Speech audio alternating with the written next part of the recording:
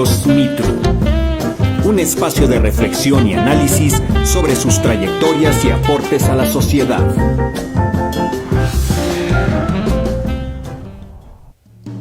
Cadena Radio MX presenta Retrato Íntimo.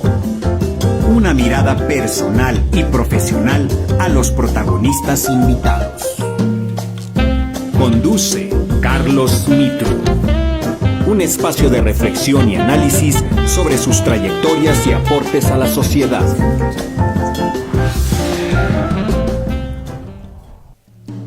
Cadena Radio MX presenta Retrato Íntimo. Una mirada personal y profesional a los protagonistas invitados. ¿Qué tal? ¿Cómo están? Muy buenas tardes. Bienvenidos a Retrato Íntimo, Reflejos del Ser Sin Filtro. Yo soy Carlos Mitru y como cada jueves ya estamos listos para concluir este mes patrio. Este mes de septiembre 2025, por supuesto, nos encontramos en las instalaciones de Cadena Radio MX y también a nuestro público agradecerle que nos sigue todas las semanas, no solamente con el programa de Retrato Íntimo, sino también con todos los programas que también se transmiten. Los invitamos a que nos sigan en nuestra página oficial www.cadenapolitica.com. También nos encuentran en Facebook e Instagram como Cadena Radio MX. Y si desean también seguirnos en la página oficial del programa en Facebook, también estamos como Retrato Íntimo, #Reflejos del Ser Sin Filtro. Y en esta ocasión tenemos un invitado de lujo. Él es maestro en Derecho Judicial con una carrera realmente muy extensa, que me da muchísimo gusto tenerlo aquí, porque hablar del sistema judicial, hablar de derecho en México es complejo, pero también es apasionante. Y qué mejor que lo toquemos aquí con nuestro querido amigo y maestro Alejandro Reyes García, que me da muchísimo gusto, mi querido maestro y amigo. Gracias. Tenemos, creo ya 20 años de conocernos, pero también teníamos 20 años de no vernos. Y qué curioso que ahora, después de tantos años, regresamos aquí en este programa para conocer un poquito más del trabajo que has realizado a lo largo de estos 20 años en tu carrera profesional. En un momentito más, conforme va transcurriendo el programa, platicaremos de todas las actividades que has realizado, porque de verdad me da muchísimo gusto esta gran trayectoria, mi querido amigo y maestro. Primero, felicitarte que estés acá con nosotros en Cadena Radio. ¿Cómo te sientes estar acá en este programa y hablar precisamente de un tema que es el derecho, el sistema judicial? Mira, pues es una mezcla de emociones. Me siento halagado por estar en esta sede, con tu auditorio, con tu escucha. De igual manera me siento muy contento, muy alegre por volver a reencontrarnos, tener la oportunidad de platicar acerca de lo que pasaron en estos 20 años que no nos hemos visto, pero que tú te pusiste al día. Ya me estoy dando cuenta que claro, leíste ampliamente qué sucedió en todo ese tiempo. Pues imagínate, tantos años de conocernos y precisamente tu semblanza, tu currículum, que es muy extenso, pero primero vamos a desmenuzar antes de llegar al tema del sistema judicial. Gracias a nuestro equipo de producción, Jazz, Jocelyn Martínez, por estar ahí también detrás de cámaras, y por supuesto a nuestro máster Fausto Muciño, porque pues por medio de él se realiza este programa maravilloso. Eres maestro en Derecho Judicial. Así es. Así es. Y bueno, vamos primero a desmenuzar el por qué hace muchísimos años nos conocimos en la Facultad de Derecho. Yo en esa época estaba en Ciencias Políticas. ¿En qué momento, mi querido Alejandro Reyes, surge el amor por el derecho, por el sistema judicial, por las causas sociales? ¿Cuál fue el primer punto para interesarte en estos temas? Fíjate que es una pregunta compleja y te quiero compartir que desde mi formación en educación básica, yo pugnaba por ser a la vez teólogo, psicólogo, docente y jurista. Casualmente el trayecto de la vida me consolidó en la formación profesional como licenciado en Derecho, pero a la par me desarrollo en un servicio comunitario relacionado con teología, en el derecho, en la escucha de niñas, niños y adolescentes, y de igual manera de resolución de conflictos familiares se aplica psicología. Y de igual manera a la fecha me encuentro ejerciendo labor docente. Luego entonces podría decir que todas las facetas relacionadas a cómo poder llevar el término justicia a la población, y me refiero a diversas edades, lo he materializado prácticamente a partir de mi educación básica, es decir, cuando yo me encontraba en la secundaria.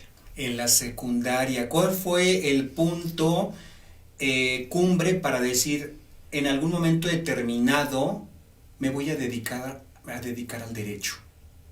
Pareciera extraño que los adolescentes pasaran por alto ciertas circunstancias, para Alejandro no. En aquel entonces, recuerdo lo que hoy materializamos o conocemos como bullying escolar, ya se presentaba de manera alarmante. Y entonces, que aunque no se conocía el concepto como tal. Es correcto, Okay. un concepto vanguardista. Pero en relación a ello, ya se veían circunstancias donde determinados estudiantes realizaban abuso ya sea físico, emocional de otros estudiantes. De igual manera, injusticias en relación a la entrega de trabajos académicos con docentes, hablando de los plagios, entregas oportunas o desfasadas, y es cuando Alejandro voltea en ese entonces y advierte la realidad social. Es decir, ¿esto que está sucediendo es correcto o podría ser de otra forma? Y si fuera de otra manera, ¿cuál sería el impacto y cuál sería el resultado? Mira que estoy viendo en tu currículum que has pasado por varios cargos, que seguramente, como bien lo mencionas, la secundaria, la época de estudiante marcó momentos para desarrollarlos en la vida profesional.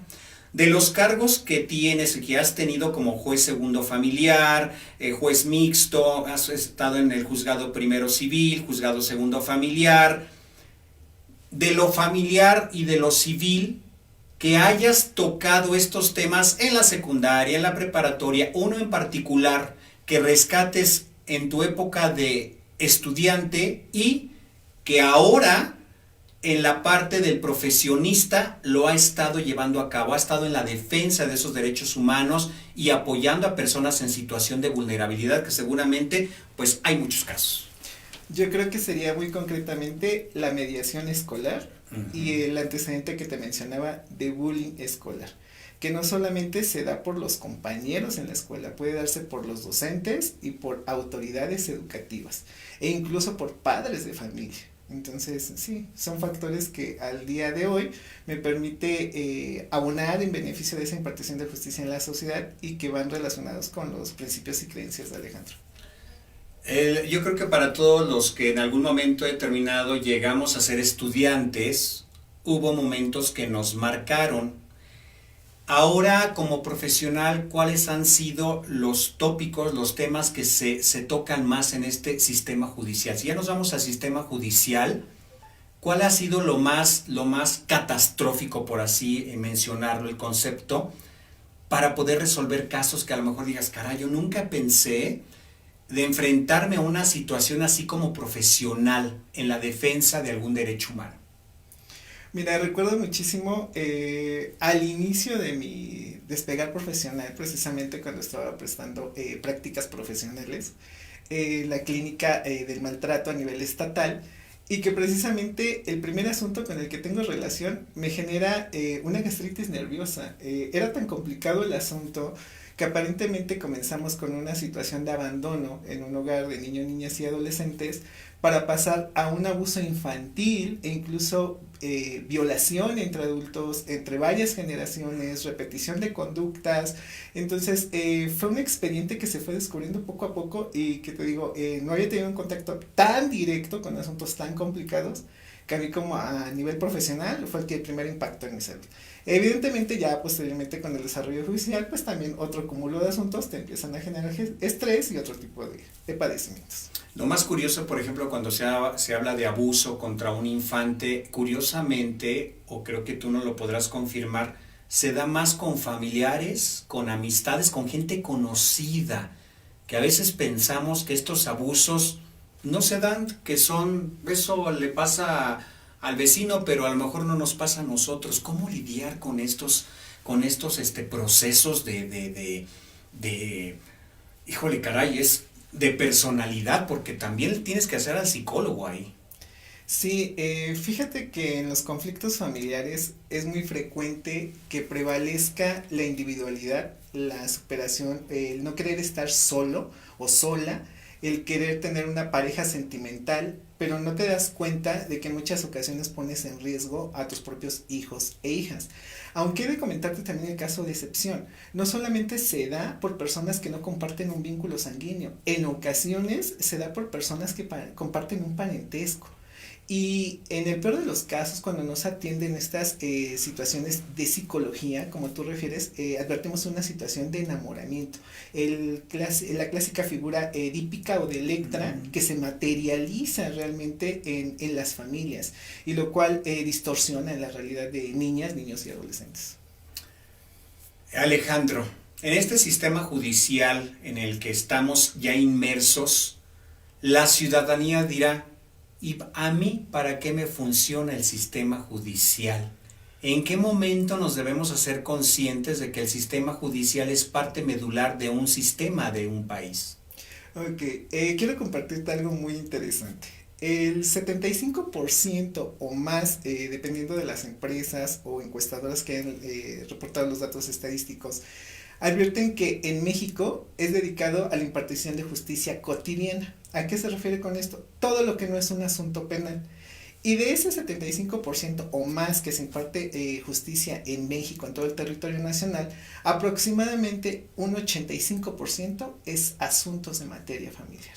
Entonces, realmente la modificación o nueva adecuación de este sistema judicial implica en todos y cada uno de los hogares. Ya habíamos advertido desde una situación de conflicto entre los progenitores sobre quién habrá de detentar la guardia y custodia, un derecho de alimentos, incluso el derecho sucesorio, la rectificación de actas de nacimiento, la celebración de actos del estado civil, registro de nacimiento, matrimonios.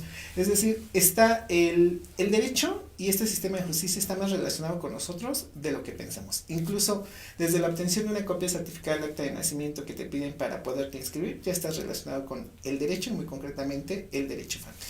Entonces, ¿podremos decir que estos avances han sido significativos para el sistema judicial para ejercer una mejor justicia en nuestro país?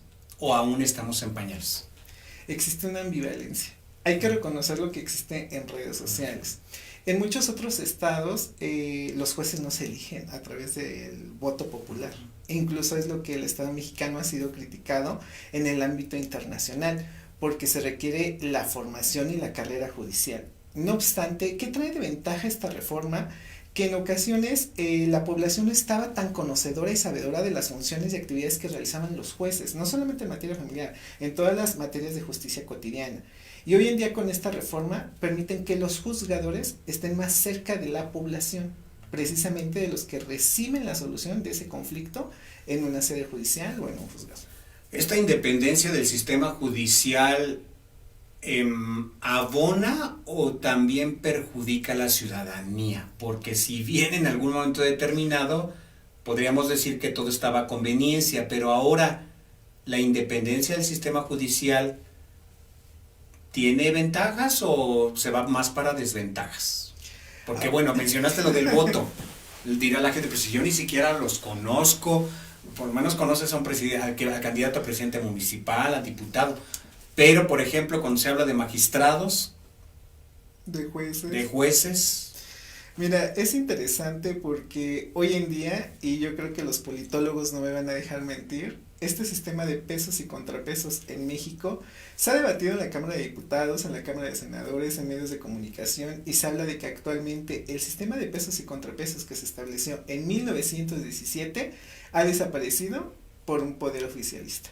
Entonces, estamos hablando de que si no existen precisamente esos medios de control constitucional donde la población pueda acceder a esa protección de un tribunal que la ampare, le escuche y le proteja, puede haber muchos cambios. Y las noticias tampoco van a dejar mentir. Estamos viendo donde tribunales delegan la carga de trabajo, el superior en el inferior, que porque están muy saturados de carga de trabajo, cuando antes de esta reforma judicial ya se afrontaban esas cargas y con poco personal tenía que sacarse de esa carga de trabajo.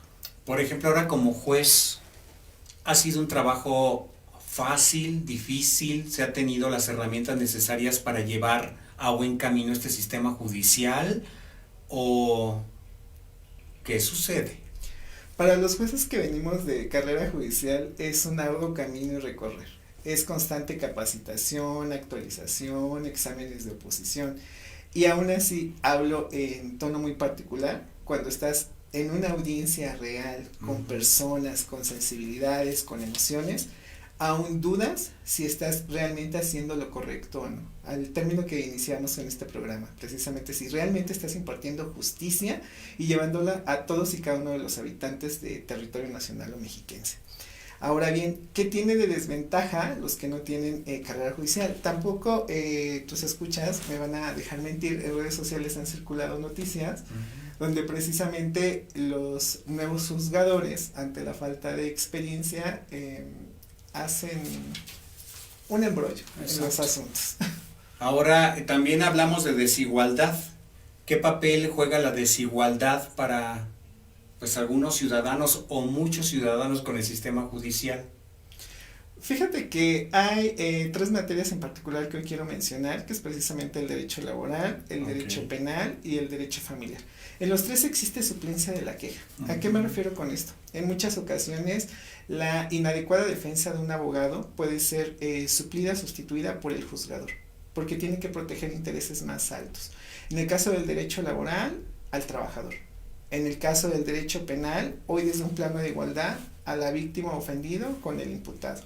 Y en el caso del derecho familiar, al núcleo familiar, a niñas, niños y adolescentes. Entonces, muchos de los asuntos no precisamente se ganaban por una adecuada estrategia de litigación o que los abogados estuvieran muy preparados por cuanto hace su expediente, sino que los juzgadores, a partir de esta protección de derechos humanos que yo te refiero, es que realmente impartíamos esa justicia que llegaba directamente a la población. Era lo que nosotros denominábamos resoluciones de equidad y justicia, más que de derecho. Mira qué interesante, a mí me sorprende que a lo largo de tu trayectoria has estado en muchos cursos, muchos talleres. ¿Podrías mencionarnos algún curso que hasta la fecha de los primeros cursos que tomaste y que también tú has impartido, cuál es el que pondrías en primer lugar precisamente para abonar a una sociedad más incluyente? Violencia familiar. Rotunda y necesariamente. Violencia familiar. Sí, recuerdo que alguno de mis formadores en aquel momento nos recordaba que en México estamos acostumbrados a hablar con diminutivos. De, ay, viejito, flaquita, gordita. Pero precisamente esa formadora nos decía que la utilización del lenguaje puede tener un impacto total en la psique de la persona. Y que a pesar de que se disfrace con un diminutivo, constituye un acto de violencia. O sea, el hecho de hablarle a alguien en diminutivo perjudica la psique. Esconde. Es decir, cuando te digo, ay, Carlitos, te veo muy flaquito, ¿no? O hace cuánto tiempo que no nos vemos, ¿no? Como que engordaste un poquito. Entonces, esa circunstancia. ¿Cuántos kilos? Que no nos vemos. Y eso es violencia. Sí. ¿Hemos normalizado la violencia en México? Lamentablemente es lo que sucede y por eso acontecían los fenómenos que tú me referías. Cuando estamos hablando de familias constituidas o reconstituidas, cuando no comparten un vínculo sanguíneo biológico, estamos hablando de que precisamente puede darse ese tipo de violencia. ¿Por qué entonces? Mira, no me había puesto a pensar en ello y seguramente el público, que los invitamos a que nos escriban también, porque ya en 1 minuto, 2 minutos tenemos el baúl de Mitru. ¿Cuál ha sido como ese detonante para vivir constantemente en la violencia? Y 2, ¿consideras que los machos los son educados por las mujeres o los mismos hombres? Fíjate que la violencia constituye un círculo. ¿Se puede frenar? Sí, siempre y cuando se cuente con las herramientas necesarias en las familias que nosotros denominamos estilos de crianza.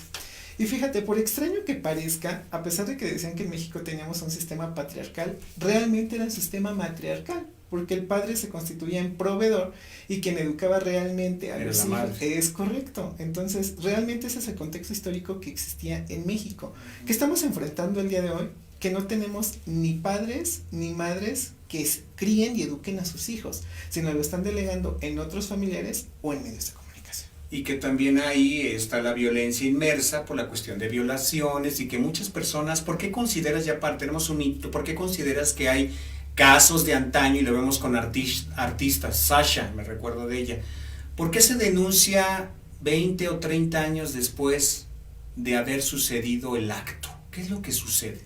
Hace rato hablabas de un factor, normalizar.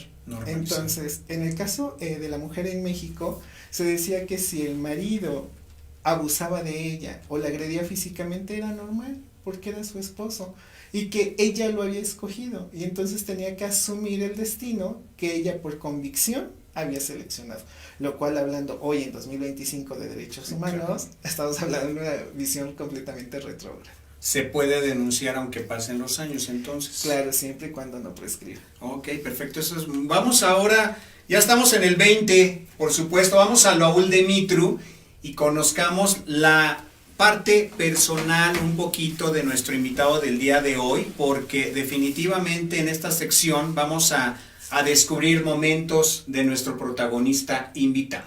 Adelante. Dicen que el pasado no se va, que vive en los rincones de la memoria. En esta sección abrimos juntos el baúl de Mitru, ese espacio íntimo donde guardamos momentos que nos marcaron. Hoy te invito a abrir ese baúl con nosotros.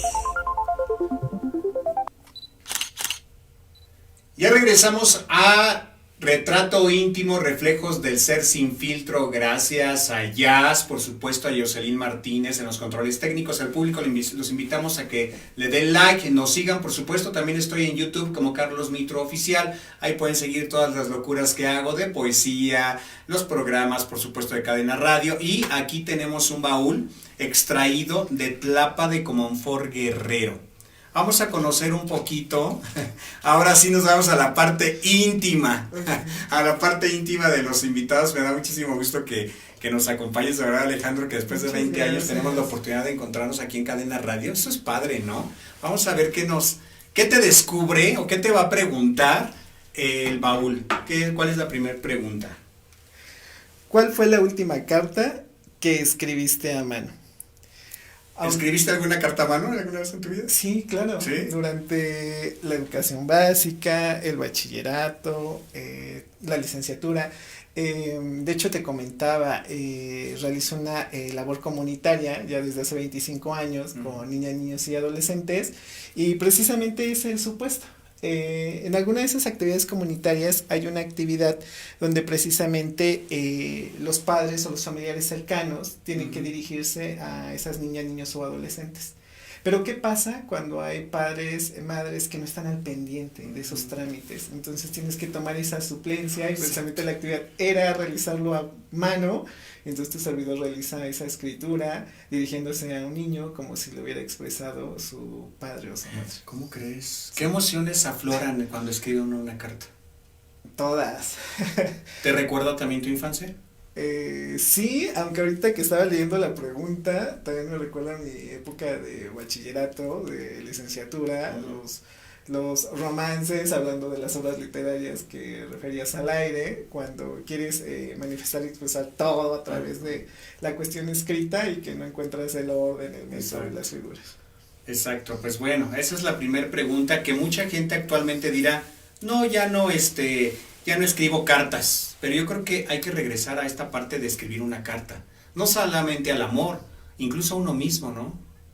Fíjate que hay como esa introspección, demasiadas obras literarias en relación a ello, y yo creo que la última carta que me escribí a mí mismo, aunque a lo mejor quizá no la plasmé de puño y letra, en esas introspecciones, en esas reflexiones, yo creo que tendrá aproximadamente como 1 año o 2 años aproximadamente. Mira, tenemos mensajes. Carmelita Ábalos.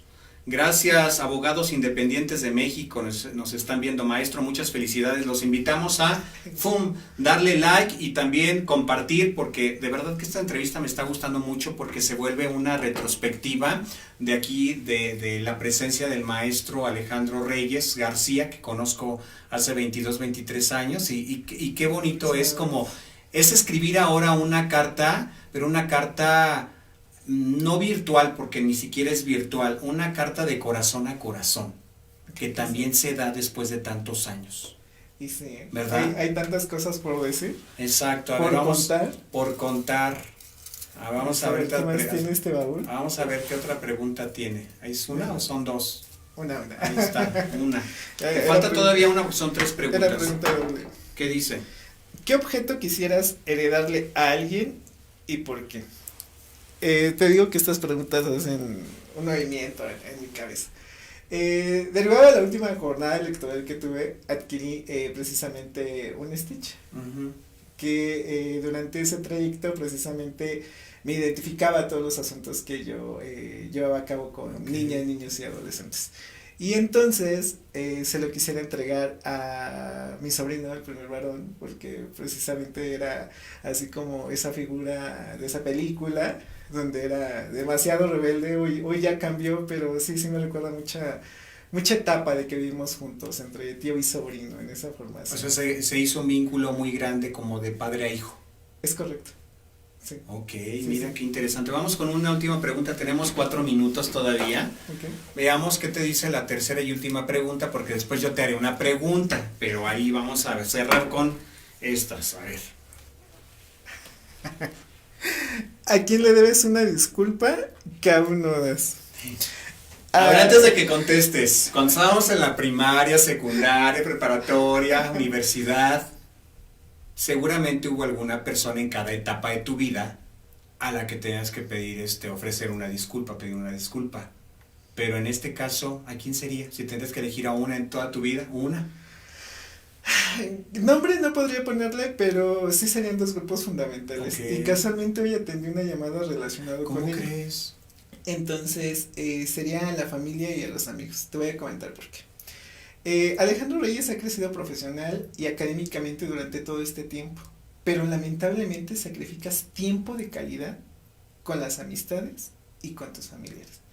Entonces, esa disculpa sería enfocada a esos 2 grupos por todo aquel tiempo que no he brindado hacia amigos y familiares y que se ha dedicado hacia la impartición de justicia y hacia la población mexiquense y mexicana. ¿Te arrepientes de no haber dedicado más tiempo a la familia y dedicárselo a tu profesión?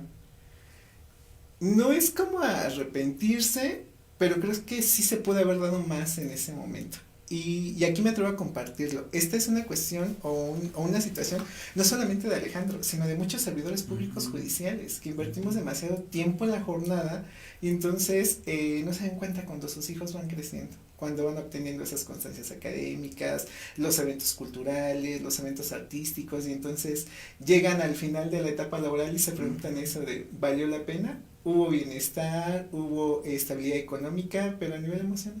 Y a lo largo de todo este año, ya casi para cerrar el baúl, ¿cuáles serían estos pros de dedicarle más tiempo a la profesión y a lo mejor no tanto a la familia? Que puedes dar un servicio de calidad a la población. A veces las personas que tú, con las que convives constantemente, que puede ser por el ámbito laboral, se convierten en familia, ¿o no? De hecho, las unidades de trabajo constituyen pequeñas familias y como ya te hablaba hace rato de la suplencia de la queja, cuando tú haces algo por un núcleo familiar, por una niña, niño y adolescente, se llevan parte de ti y tú te llevas parte de ellos. Si tuvieras que cambiar algo de tu carrera, ¿qué cambiarías y por qué? Mi carrera, yo creo que en la formación académica en licenciatura, en pocas ocasiones se nos habla de empatía y sensibilidad. Entonces, más que ser académicos, tenemos que ser empáticos y sensibles con los justiciables. Para cerrar el baúl, ¿qué opinas de la ética en nuestros días? ¿Dónde queda la ética en la profesionalización?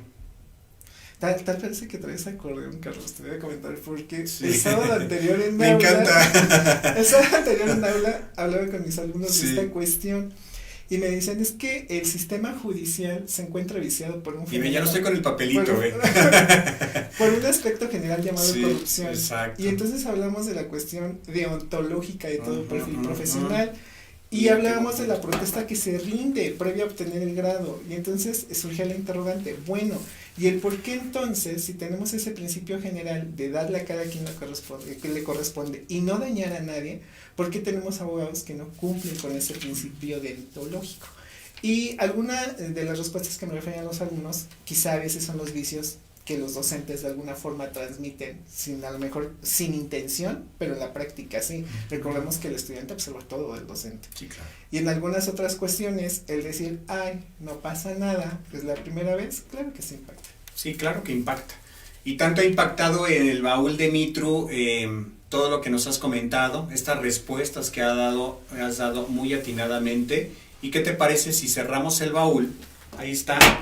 Y nos vamos ahora con más para conocer un poquito ahora las luces y sombras del sistema judicial. Vamos a desmenuzar este punto en 8 minutos. Esperemos que podamos lograrlo aquí con el maestro Alejandro. No se despegue.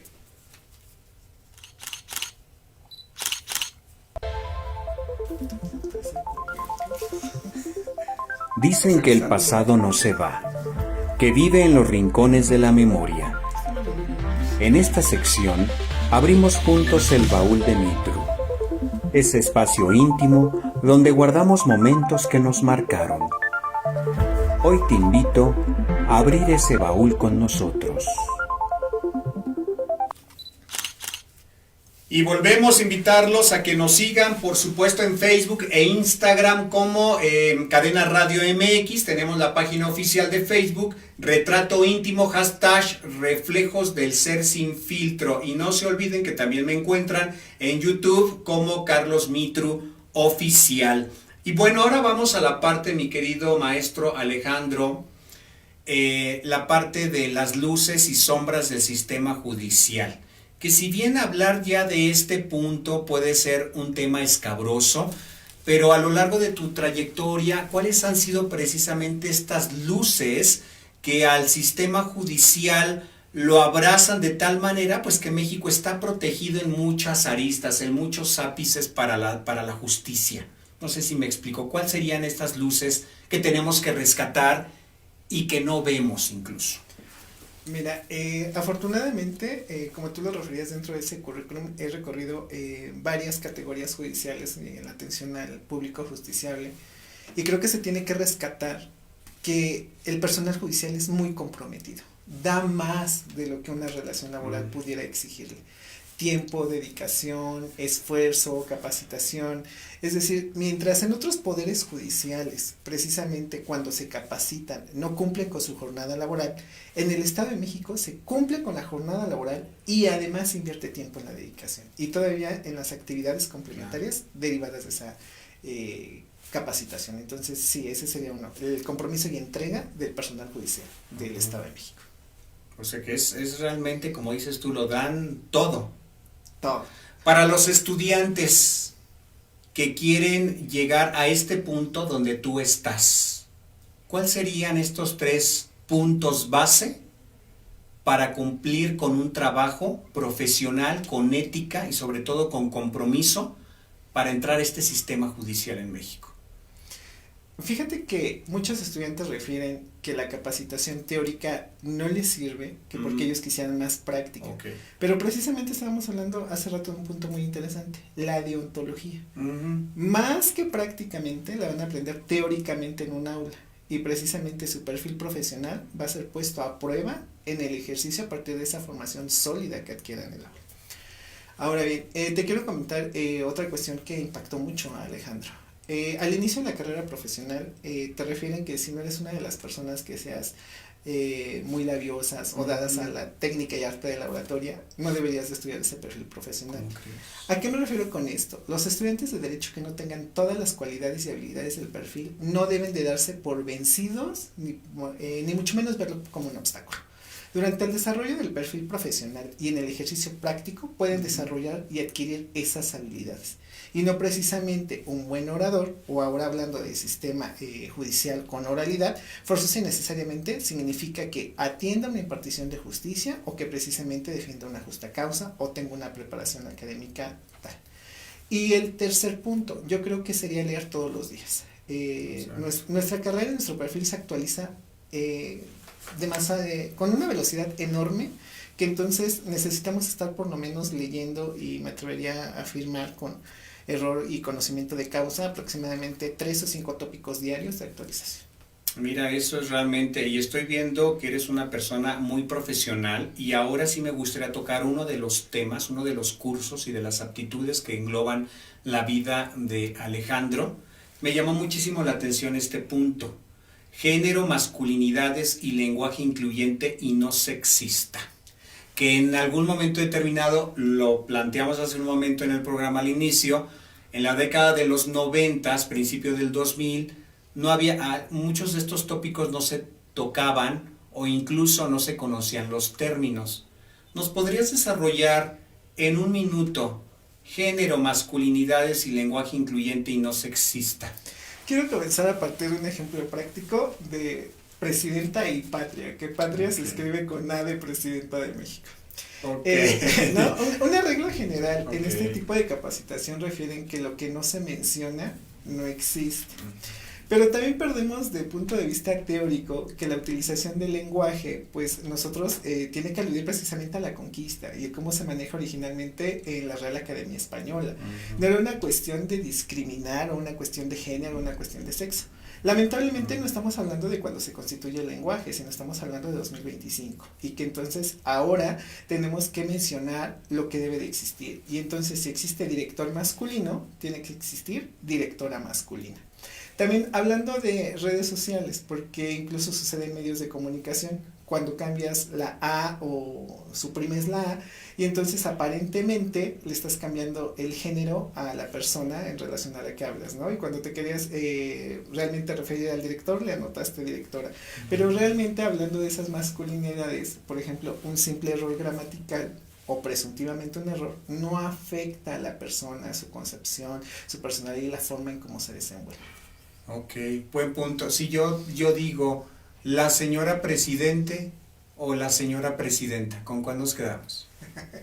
Recuerda que siguiendo la analogía que referimos al inicio, presidenta y patria con A, ¿no? Okay. La señora presidenta. Bueno. Que igual la Real Academia Española pudiera tener una concepción diversa, pero hay que tener en cuenta que en 2025 esta concepción de derechos humanos está superando muchas reglas de gramática y sintaxis. Si hablamos de ley y eye, ¿es correcto? Yo creo que ahí sí ya es un poquito aberrante, me podría atrever yo a decirlo. Me digo por lo no binario. Es correcto, sin embargo, te vuelvo a repetir, yo amante de las reglas, ¿cómo no respetar las reglas básicas de redacción y puntuación? ¿No? Entonces, perfecto, bueno, pues ya estamos casi 5:37. ¿Con qué nos quedamos del sistema judicial en México y en qué tenemos que trabajar tanto ciudadanía y los tres poderes para hacer un mejor gobierno? Para tener un mejor gobierno. Fíjate que hablando de poder judicial, y yo creo que se observó en esta primera elección de jueces y juezas, magistrados y magistradas, es que la población se inmiscuye en los asuntos de elección popular de jueces y juezas, es decir, que vayan y voten por la persona que está más capacitada para resolver un conflicto, no forzosa y necesariamente por quien sea más popular o no, porque eso no le va a ayudar a solventar o resolver un asunto. Te vuelvo a repetir, lo hemos visto en redes sociales y la popularidad no está compitiendo frente al conocimiento, experiencia y capacitación. Perfecto, estamos en el minuto 38, ¿qué les parece si vamos ahora a contraluz? Te voy a decir lo que dice a contraluz. Hay momentos en que la luz no da de frente, sino desde atrás. Y es justo ahí donde descubrimos el verdadero contorno del alma. Veamos y vamos a descubrir cuál es el contorno del alma de nuestro protagonista de esta tarde. Hay momentos en que la luz no da de frente, sino desde atrás. Y es justo ahí donde descubrimos el verdadero contorno del alma. Vamos ahora a contraluz. Muchas gracias también a la gente que nos sintoniza. Hortensia Martel Aguilera, saludos maestro. Alejandro Reyes García, te mandan saludos. Los invitamos a que le den like y le den compartir en su Facebook para que más personas conozcan la vida, el trabajo del maestro invitado, Alejandro Reyes, que definitivamente pasaron 20 años para volvernos a reencontrar. Y qué bonito que fue aquí en Retrato Íntimo. De verdad, Alejandro, que me da muchísimo gusto verte realizado, que sigues trabajando, sigues creyendo en nuestra patria, sigues creyendo en tus convicciones, pero algo que me llama la atención y quiero marcarlo aquí, estoy seguro, sin temor a equivocarme, que la ética y la profesionalización van de la mano con Alejandro Reyes. ¿Es correcto? Es correcto. Perfecto. Siempre Entonces tengo aquí 4 colores, quiero que elijas un color y por qué eliges este color. Ok. Te voy a comentar. ¿Por qué este color? Pues precisamente, como yo te comentaba. Verde, para el público que no logre ver bien. Claro. Verde. Okay. Trabajo con niñas, niños y adolescentes a nivel comunitario y precisamente el verde es el color de la esperanza. Es decir, que se tiene la percepción de que siempre hay una segunda oportunidad hablando de algún conflicto familiar y que no todo tiene que ser precisamente oscuro y sin color. Siempre hay una luz al final del camino y por muy pequeña que sea, puede ayudarnos a retomar el rumbo o el camino. Mira, me llama muchísimo la atención que elegiste como primer color el verde, porque el verde es juego, creatividad e imaginación. ¿Qué papel juega la creatividad en la vida de Alejandro? Todos los días, te vuelvo a repetir, llevo trabajando ya 25 años con niños, niñas y adolescentes, entonces el único límite es tu imaginación para poder trabajar un tópico con ellos. Tenemos del 1 al 10, ¿qué número eliges? Vámonos por el 7. Vámonos por el 7. ¿Cómo se llamaría tu autobiografía ilustrada? Biografía ilustrada. ¿No lo habías pensado? No, precisamente ahorita me viene la duda.